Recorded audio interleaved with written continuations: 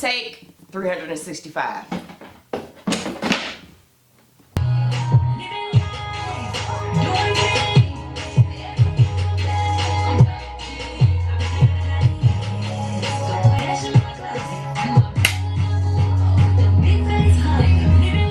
Hey guys, it's your girl Victoria Payne of Victoria Payne Photography, also known as Yosemite Sam in a Skirt.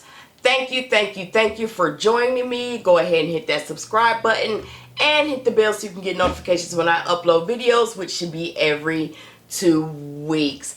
I like to give a big shout out to my personal barber, Tiara Mitchell of Clippers Hair Solutions, because she keep your girl hair tied. Y'all know y'all was wondering what I be having on. I'm putting them hair wraps. Nothing. Not a thing but a crisp hairline. You hear me? Also, I would also like to give a big shout out to my personal stylist, Anthony Clean Qualls. Thank you so much for getting your girl together every time so I can bring it right and tight for the people. So on today's episode, we are going to talk about getting your contracts written and in order. In order, baby. Let's get these contracts in order. Do you guys use contracts? I know a lot of people, if they're not doing weddings or something on a big scale that's going to be thousands of dollars, they don't really think to do a contract. Are you guys using contracts for every session, model releases, things of that nature? Yes, no. When I first started out, I'm honestly saying, as long as I've been doing photography, I never really thought about implementing a contract until the last year, to be honest with you. Just to have the paperwork in order if you're going to function as a business, even if you don't think you'll ever have to execute that contract. It's nice, you know, to be if somebody says, hey, this and this isn't what we agreed upon. Because in a court of law, you know, people say, oh, a handshake ain't gonna do it, an email ain't gonna do it. You're wrong. Those are, you know, verbal contracts are legal, but at that point is your word against someone else's word. So if you have it on paper, signed, dated, witness, the person that's complaining, or, you know, they have no recourse. So I once again, in the last year, I've gotten my contract game up. I'm gonna have contracts for, I do very few weddings, wedding contracts, large corporate events. Even if I'm doing trade for pay or trade for prints, I also have a contract for that, so they know exactly what they're getting and they know what I'm willing to give for free.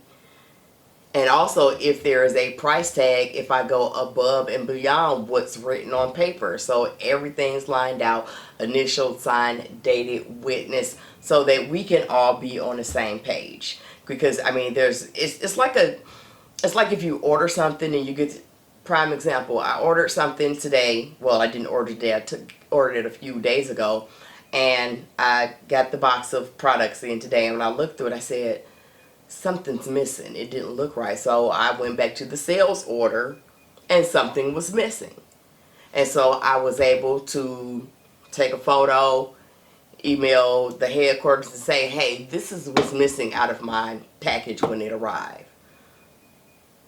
Now, if I didn't have that information, then what's my recourse? You know, what if it's once again, it's your word against someone else's at that point. And they don't necessarily have to, you know, bend and wave. You could be in court and getting lawyers, and thousands of dollars later, a judge may say, well, hey, you should have gotten it in writing, when all it takes, literally, I have contracts over here. I keep them signed. I keep them, I mean, it's literally name of business, you know, all the information's right here. One place, customer signs it, I make them a copy, and we're good. Everybody is on, it knows what the expectations are. And if there is ever any question as to what those expectations are, read your contract. Okay? So, is that what you guys are doing? Tell me if you don't think that contracts are a big deal for what type of photography you have going on, or your city, your state, your county, if they matter, if they don't matter, if you've had any customer complaints so far, and how you resolve that with or without a contract. Let me know what's going on. I like to hear what the people got to say.